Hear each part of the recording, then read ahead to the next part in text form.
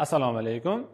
Sizlar bilan o'tgan dars alfavit hamda bo'g'inlar, so'zlarning ko'rinish, shakli, tuzilishi haqida sizlar bilan ko'rib chiqqan edik. Keling bugun sizlar bilan grammatikasiga kirish qilamiz. Va birinchi o'tadigan grammatikamiz bu yakunlab beruvchi yakuniy qo'shimcha grammatikalar hisoblanadi. Bu narsa o'zbek tilimizda yo'q. Bunaqangi grammatika yoki rus tili, ingliz tilida bu narsalar kuzatilmaydi. Lekin koreys tili grammatikasida bunday qo'shimcha bor. Ya'ni nuqtani belgilab beruvchi shunday qo'shimchalarki, bularsiz so'z yakunlanmaydi yoki so'roq shakli bilan ifodalamoqchi bo'lsak, mana shu qo'shimchalar qo'shsakgina so'roq shaklini ifoda eta olamiz. Kelinglar, sizlar bilan boyagina ko'rib chiqamiz birinchi shakli. Birinchi shaklini ko'ramiz. Noppimal hamda chondemmal deb bu koreys tilimizda ifoda qilinadi, norasmiy uslub. Endi shu joyda qisqagina sizlarga tushuntirib ketsam, noppimal degan so'z o'zi asli nopta degan so'zdan olingan, baland.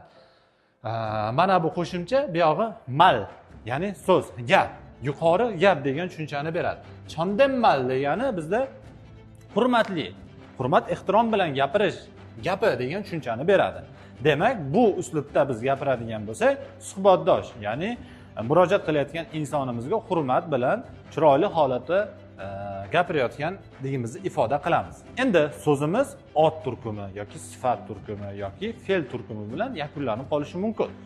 Kelinglar shuni birinchi ot ko'rinishida otlar bilan tugallangan holatini ko'rib chiqamiz. Va bu qanday qo'shiladi? Bizda imnida degan shaklda qo'shilinadi. Bu hech qanday bir tarjimani bermaydi. Shunchaki tushunishlaringiz kerak, bu nuqta o'rnida, ya'ni mana bu nuqta qo'ymoqchimiz, biz mana kattagina nuqta qo'yadigan bo'lsak, undan oldin mana shu qo'shimcha bilan biz yakunlashimiz kerak bo'ladi. Aytaylik, qo'limda kitob bor. Kitobni shunchaki biz kitob deb to'xtatib qo'ya olmaymiz. Mana bu qo'shimchani qo'shibgina gapiradigan bo'lsak, keyin gapimiz yakunlangan hisoblanadi. Endi buni so'roq shakli bor. So'roq shakli ozgina farq qiladi. Mana bu joyida oxirida da bilan tugallansa bizda darak gap shakli bo'ladi. Mana bu ka bilan tugallansa bizda bu so'roq shakli bo'ladi, ya'ni imnika. Kelinglar buni batafsil ko'rib chiqamiz. Xo'p. Mana bunda e'tibor qilayotgan bo'lsalaringiz, imnida deb o'qiyapman. Mana bu tovushni men aslida nima deb o'rgangandik? P yoki B degan tovush bilan. Bu joyda bizda bu nima bo'lib kelardi? P holati, ya'ni ibnida deb o'qishimiz kerak. Lekin faqatgina shu grammatikamizda bizda PB tovushi M deb talaffuz qilinadi. Buni yaxshilab eslab qolishlaringizni istardim. Endi ko'rib chiqamiz. Boya aytganimdek, kitob dedik. Biz o'tgan darsda bir ko'rdik kitob degan shaklni. Mana bu koreys tilimizda kitob degani chek. Biz kitob topib turib shunchaki koreysga qarab turib, mana bu kitob chek deb tursak, koreys yana nimadir kutadi, nimadir gapirarmikan bu, ortidan yana nimadir bormikan deb turib kutib turadi. Shuning uchun biz gapimizni to'g'ri, grammatik jihatdan to'g'ri ifoda qilishligimiz uchun mana bu shaklda, ya'ni imnida degan shaklda qo'shishimiz kerak bo'ladi. Va qo'shadigan bo'lsak, mana bu shakl yuzaga kelib chiqadi. Chek imnida. Ya'ni kitobda oldikda chek imnida. Aytaylik, qaris bunday qaratdi, bir narsani tushunmadi. Bu nima deb so'raydigan bo'lsa, biz olib turib chek imnida. Bu kitob degan tushunchada boyagina ifoda qilamiz. So'roq shakli ham xuddi shunday bo'ladi. Oxiri mana bu aytganimdek, dasini o'rniga biz mana bunday ka shaklini yozadigan bo'lsak, bizda bu so'roq shakliga aylanadi. Misol, boyagi holat. Kitobni olyapmanda, men bu kitobmi, daftarmi nimaligini tushunmayapman. Ana shu holatni ko'rsatib turib chek imnika deb ko'rsatsalari, koreysga ular aytadiki, ha yoki yo'q, bu kitob yoki kitob emas yoki nimaligiga qarab turib o'sha narsani ifoda qilib beradi. Xo'p, tushunarli. Otlarga qo'shiladigan shakli mana bu shaklda bo'ladi. Endi sifat bilan fe'llarga qo'shiladigan shakllarni ko'rib chiqamiz. Sifat bilan fe'llarga qo'shiladigani bir xil qo'shimchalar qo'shiladi, faqat bularda unli undoshga qarab turib ajratilinadi. Unlilarga, demak, bizda imnida, pnida degan shakli qo'shiladi. Undoshlarga simnida degan shakl qo'shiladi. Endi buni ham so'roq shakli pnika yoki simnika bo'ladi shaklida.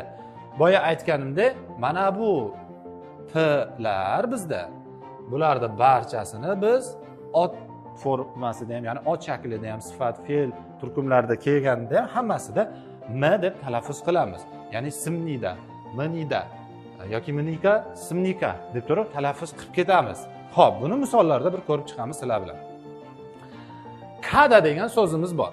Bu kada degani bormoq, ketmoq degan tushunchalarni beradi koreys tilimizda. Endi biz o'zbek tilidan gapirayotganimizda bir yoqqa bormoq deya olmaymiz-ku.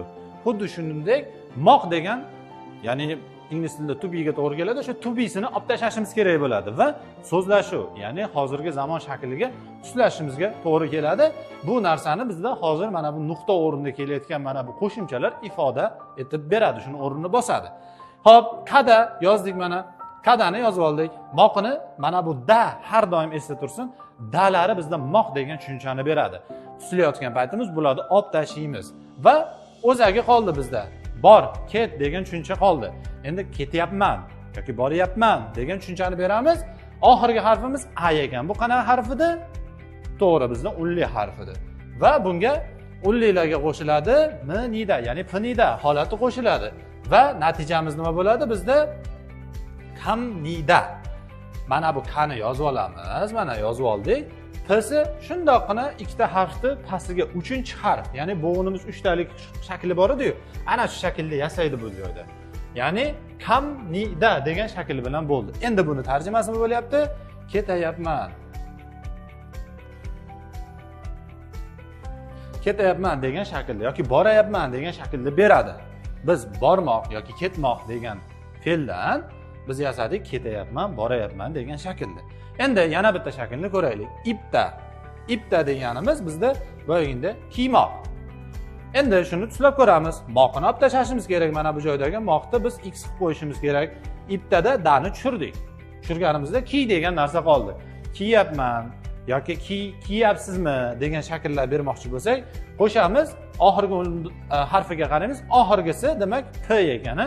Biz mana shu joyda bir narsani tushuninglar, biz a, b, s, d deb o'tgan bo'lsak, orqaga qarab yurayotgan paytimiz tepaga yurmaymiz. Pastdan boshlab turib biz grammatikalarda qo'shilish haligisi oxirgi harfini qidirayotganimizda mana bu joydan qidiramiz. Misol uchun, bo'g'inimizda 4 ta harf bo'ladigan bo'lsa, oxiri d bo'ladigan bo'lsa, o'sha d eng oxirgi harf hisoblanadi. O'shandan qarab yoki s yoki mana bu ikkalovi ham bo'lmaydigan bo'lsa, oxiri b. Mana shu eng oxirgi harf deb turib, shunga qarab turib, unli undoshiga qarab ajratamiz.